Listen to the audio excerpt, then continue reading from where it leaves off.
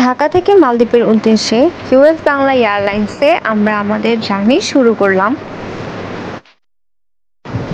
প্রথমে আমরা যাব মাফুসিতে, এরপর আমরা যাব হুলহুমালে। মাফুসি আইল্যান্ডে কিভাবে গেলাম এবং আমরা কোথায় থাকছি সবই থাকছে আজকের ভিডিওতে। আমরা যাচ্ছি রূপকথা ট্যুরস থেকে। যেহেতু আমরা প্রথমবার যাচ্ছি তাই আমাদের মনে হলো যে গ্রুপে যাওয়াটাই আমাদের জন্য বেশি ভালো হবে, কারণ প্লেনের টিকিট কাটা থেকে শুরু করে হোটেল বুকিং সব কাজই ওখান থেকেই করে দেয়। তো এটা হচ্ছে আমার কাছে মনে হয় বেশি সুবিধাজনক। এছাড়াও হচ্ছে যদি আমরা গ্রুপে যাই তখন খরচটাও একটু কমে আসে। আমরা মালদ্বীপ আর শ্রীলঙ্কার উদ্দেশ্যে যাত্রা করছি। প্লেন ছেড়ে দেওয়ার কিছুক্ষণ পরে আমাদেরকে জুস দেওয়া হলো। মেইন খাবারের মধ্যে ছিল গরুর মাংস আর খিচুড়ি।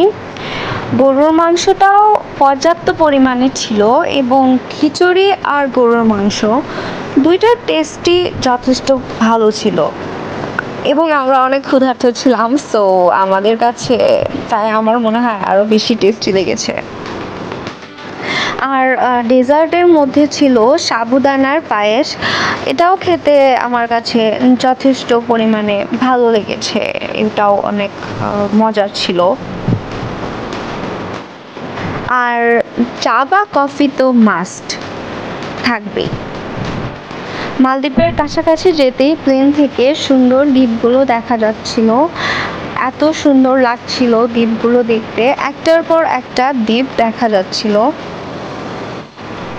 আমাদের মালদ্বীপ পৌঁছাতে 4 ঘন্টার মতো সময় লেগেছে।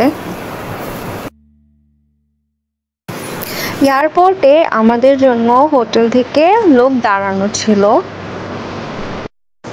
আমরা থাকছি অ্যারিনা ভ্যালিতে।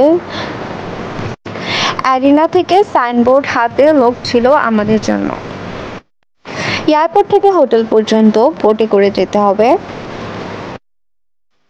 এয়ারপোর্টে হোটেলের নিজস্ব বোট ছিল আমাদেরকে নিয়ে যাওয়ার জন্য।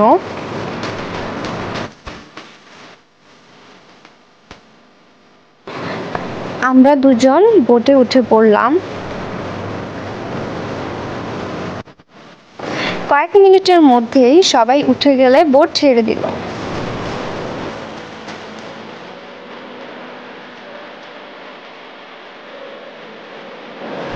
বোট ছেড়ে দেওয়ার সাথে সাথে অনেক ভালো লাগছিল।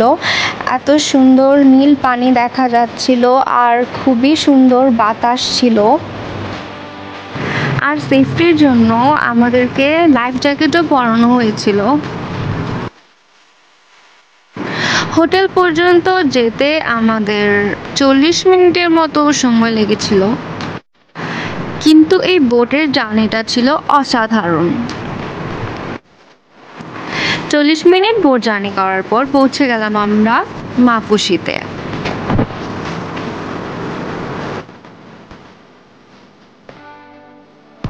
মাফুসিতে আসার পর এখান থেকে আবার একটা ছোট্ট গাড়ি ছিল হোটেল পর্যন্ত নিয়ে যাওয়ার জন্য।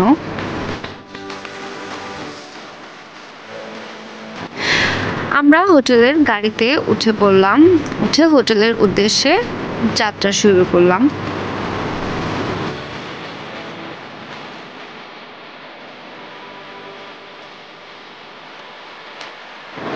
যাওয়ার সময়ের যে দৃশ্যটা ছিল সেটা আরো বেশি সুন্দর ছিল।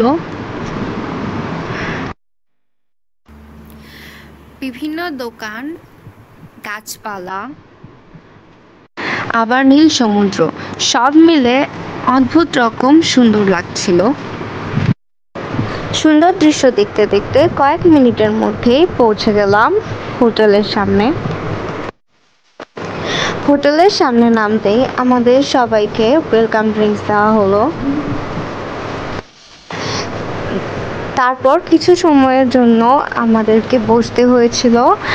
হোটেল থেকে আমাদেরকে কিছু গাইডলাইন দিচ্ছিল আর এরপর আমাদেরকে আমাদের রুমের চাবি বুঝিয়ে দিল। রুমে ঢুকতেই মনটা একদম ভালো হয়ে গেল, রুমটা এত সুন্দর ছিল। আরেকটা কথা, গ্রুপে হোটেল কাস্টমাইজ করারও সুযোগ আছে। আমরা আমাদের হোটেলটা চেঞ্জ করে নিয়েছিলাম। আপনাদেরও যদি কোনো পছন্দের হোটেল থাকে বা অন্য কোনো পছন্দ থাকে তাহলে সেটা আপনারা এক্সট্রা কিছু টাকা অ্যাড করে চেঞ্জ করে নিতে পারবেন।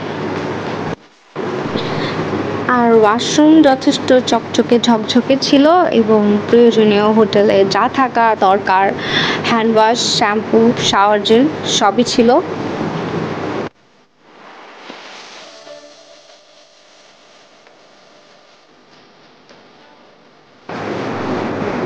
রুমটা যথেষ্টই সুন্দর ছিল।